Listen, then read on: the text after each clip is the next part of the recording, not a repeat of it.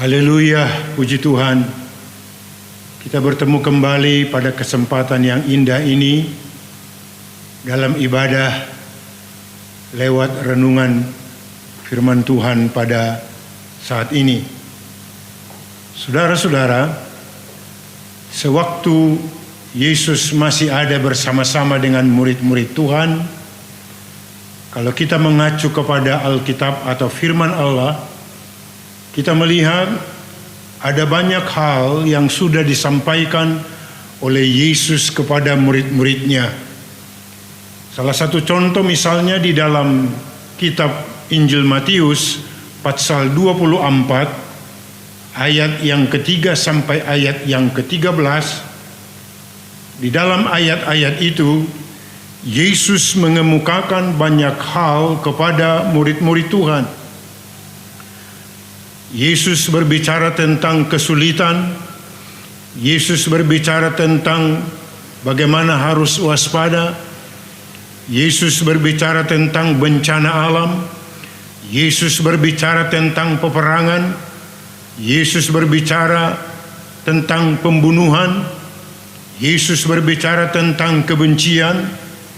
Bahkan Yesus juga berbicara hilangnya atau berkurangnya kasih dalam hidup seseorang. Ada banyak pesan yang disampaikan oleh Yesus selagi dia masih hidup di muka bumi ini, bukan hanya saja kepada murid-murid Tuhan, tetapi kepada semua orang yang percaya yang ada di dalam dunia ini. Tetapi ada satu pesan yang begitu menarik yang perlu mendapat perhatian dari kita semua, seperti yang terdapat di dalam kitab Kisah Para Rasul pasal 1. Saya coba baca ayat yang keempat. Yesus berkata,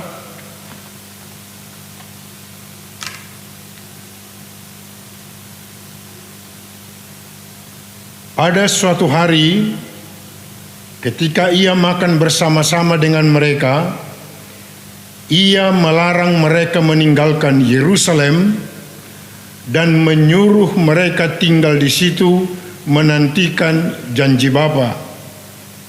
Yang demikian katanya, telah kamu dengar daripadaku. Ayat yang ke-8, tetapi kamu akan menerima kuasa kalau Roh Kudus turun ke atas kamu, dan kamu akan menjadi saksi bagiku di Yerusalem dan di seluruh Yudea dan Samaria dan sampai ke ujung bumi. Pesan ini disampaikan oleh Yesus setelah dia mati dan bangkit dari kematian. Pesan ini juga disampaikan oleh Yesus sebelum dia naik ke dalam kerajaan sorga. Sekali lagi Yesus berkata, tunggulah di Yerusalem. Apakah yang harus mereka tunggu di Yerusalem? Ayat yang ke-8 berkata, kamu akan menerima kuasa apabila Roh Kudus turun ke atas kamu. Kalau kita membaca ayat-ayat ini seterusnya, maka kita melihat apa yang dipesankan oleh Yesus kepada mereka, mereka segera melakukannya. Alkitab katakan, setelah mereka menyaksikan Yesus naik ke dalam kerajaan sorga, lalu mereka turun ke kota Yerusalem.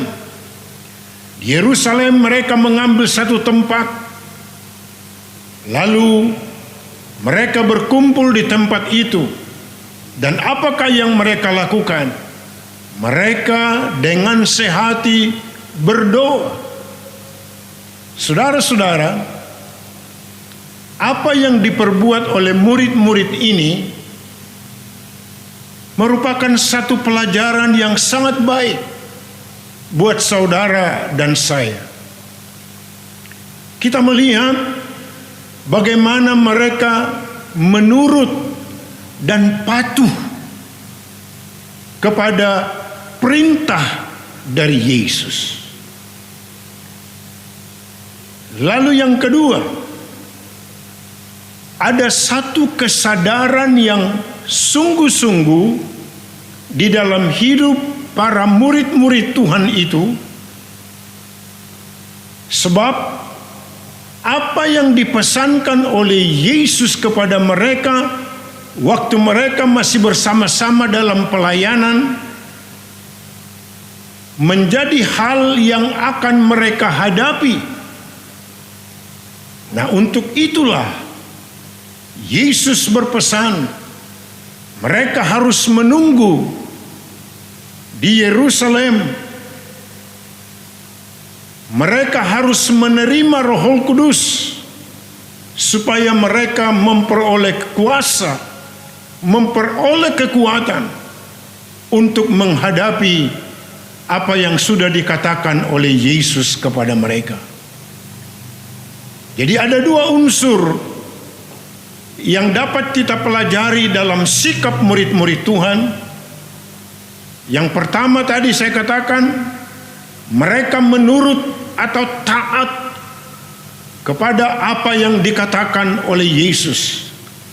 Lalu yang kedua, mereka menyadari dengan sungguh-sungguh bahwa mereka memerlukan kekuatan, bahwa mereka memerlukan kuasa untuk menghadapi apa yang sudah dikatakan oleh Yesus kepada mereka di dalam Injil Matius pasal 24 tadi. Benar, waktu berjalan terus di dalam kitab Kisah Para Rasul pasal yang kedua.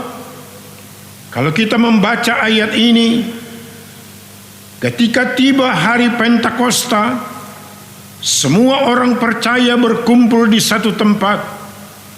Tiba-tiba turunlah dari langit suatu bunyi seperti tiupan angin yang keras yang memenuhi rumah di mana mereka duduk. Dan tampaklah kepada mereka lidah-lidah seperti nyala api yang bertebaran dan hingga pada mereka masing-masing. Maka penuhlah mereka dengan Roh Kudus.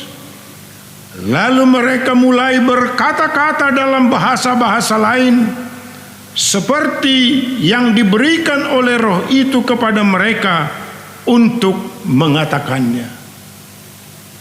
Janji Allah, pesan Tuhan Yesus di dalam Kisah Rasul pasal 1 ayat yang ke-8 menjadi kenyataan setelah mereka mentaati firman Allah, setelah mereka mentaati keadaan mereka, lalu tepat pada waktunya Tuhan pun menyatakan janjinya.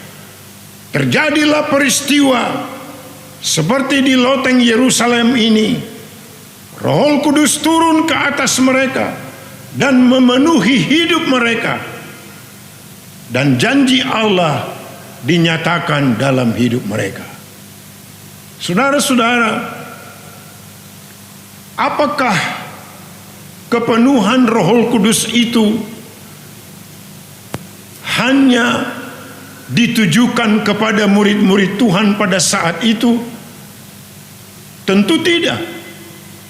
Di dalam kitab Perjanjian Lama sebenarnya Tuhan juga sudah pernah berfirman lewat Nabi Yoel pasal yang ke-2 ayat yang ke-28 sampai 29. Demikian bunyi firman Tuhan. Kemudian daripada itu akan terjadi bahwa aku akan mencurahkan Rohku ke atas semua manusia. Maka anak-anakmu laki-laki dan perempuan akan bernubuat. Orang-orangmu yang tua akan mendapat mimpi. Teruna-terunamu akan mendapat penglihatan-penglihatan. juga ke atas hamba-hambamu laki-laki dan perempuan, akan kucurahkan rohku pada hari-hari itu. Jauh sebelum Yesus datang ke dalam dunia, Tuhan telah memakai Nabi Yoel untuk menubuatkan bahwa satu kali kelak akan terjadi pencurahan roh, dan dinyatakan di dalam peristiwa loteng Yerusalem. Tetapi saya katakan tadi kepada saudara, itu bukan terjadi hanya untuk mereka. Menurut kitab Nabi Yoel ini, ternyata Roh Kudus itu juga disediakan bagi orang yang percaya, bertobat, dengar-dengaran, dan taat akan firman Allah. Berarti saudara-saudara, janji kepenuhan Roh Kudus juga dijanjikan kepadamu dan kepadaku. Kepada kita diberi kesempatan untuk dipenuhkan dengan Roh Kudus. Nah, oleh sebab itu saudara-saudara, kita perlu mengerti, karena kuasa Roh Kudus itu menjadi kekuatan bagi orang-orang percaya untuk menghadapi masa-masa yang akan datang. Di hari-hari ini, dunia termasuk saudara dan saya sedang diperhadapkan kepada masa-masa yang sulit. Kita perlu menyadari dengan sungguh-sungguh bahwa kemampuan kita sangat terbatas. Berapapun kepintaran saudara, tetap terbatas. Berapapun kekayaan saudara secara materi, jumlahnya tetap terbatas. Bagaimanapun saudara sehat dan kuat, tetapi semua masih terbatas. Itulah sebabnya saudara dan saya, mari kita belajar seperti murid-murid Tuhan yang menyadari keadaan mereka sendiri. Itulah sebabnya mereka rela bergumul di loteng Yerusalem menunggu janji Bapa itu. Saudara-saudaraku yang kekasih, yang menjadi pertanyaan sekarang, bagaimana caranya supaya saya dan saudara bisa mengalami kepenuhan Roh Kudus di dalam hidup ini? Kita mengacu kepada firman Allah di dalam kitab Mazmur pasal yang ke-42 ayat yang kedua sampai ayat yang ketiga. Raja Daud dia berkata dalam ayat-ayat ini, seperti rusa yang merindukan sungai yang berair, demikianlah jiwaku merindukan Engkau ya Allah. Jiwaku haus kepada Allah, kepada Allah yang hidup. Bilakah aku boleh datang melihat Allah? Kunci atau cara untuk mengalami kepenuhan Roh Kudus, ada kerinduan, rindu untuk dipenuhkan. Seperti murid-murid Yesus, mereka rindu mengalami janji Allah itu. Itulah sebabnya mereka berdoa dengan sehati. Apakah saudara juga mempunyai kerinduan? Lalu yang kedua, jiwaku haus kepada Allah, kepada Allah yang hidup. Ada kehausan untuk memperoleh kuasa itu. Seperti rusa yang sedang dikejar-kejar oleh pemburu itu, menjadikan dia haus. Itulah sebabnya dia berlari mencari sumber mata air, karena dia dilanda kehausan. Saudara-saudara, inilah kunci untuk memperoleh kuasa atau kepenuhan Roh Kudus itu. Oleh sebab itu, saudara-saudara, rindukanlah kuasa itu, hauslah akan kuasa itu. Dan saya yakin, kalau kita mempunyai kerinduan, mempunyai kehausan, Allah mengerti, Allah sanggup menyatakan janjinya kepada saudara dan saya. Terlebih sekali lagi di hari-hari ini, kita sedang menghadapi kesulitan. Semua orang mengeluh. Kita perlu penghiburan dari Roh Kudus supaya kita mampu bertahan menghadapi masa-masa sulit ini. Puji Tuhan, Tuhan kiranya memberkati kita semua. Terpujilah nama Tuhan saat ini sampai selama-lamanya. Haleluya, haleluya, haleluya. Amin. Kita tunduk kepala. Bapa yang kami panggil dalam nama Tuhan Yesus Kristus, saat ini kami datang ke hadirat-Mu Tuhan. Kami bersyukur kalau Tuhan masih memberikan kesempatan buat kami untuk mendengar firman-Mu. Biarlah hati kami rindu, haus akan kuasa-Mu Tuhan. Seperti murid-murid Tuhan, mereka bergumul, berdoa, karena mereka mempunyai kerinduan dan menyadari betapa perlunya, betapa pentingnya kuasa-Mu ada di dalam hidup kami. Inilah juga yang menjadi doa kami Tuhan. Engkau mengerti, Engkau mengenal siapa kami. Sungguh Tuhan, kami menyadari kami semua terbatas.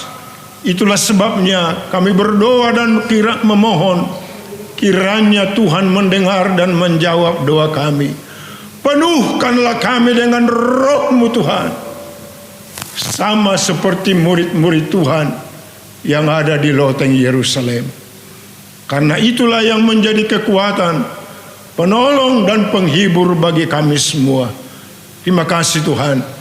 Berkati seluruh jemaat-Mu Tuhan, supaya kami tetap setia, taat, ikut akan Engkau dan melayani Engkau sampai Yesus datang pada kali yang kedua. Terpujilah nama-Mu. Di dalam nama Tuhan Yesus Kristus kami alaskan doa ini. Haleluya, haleluya, haleluya, haleluya Tuhan. Amin.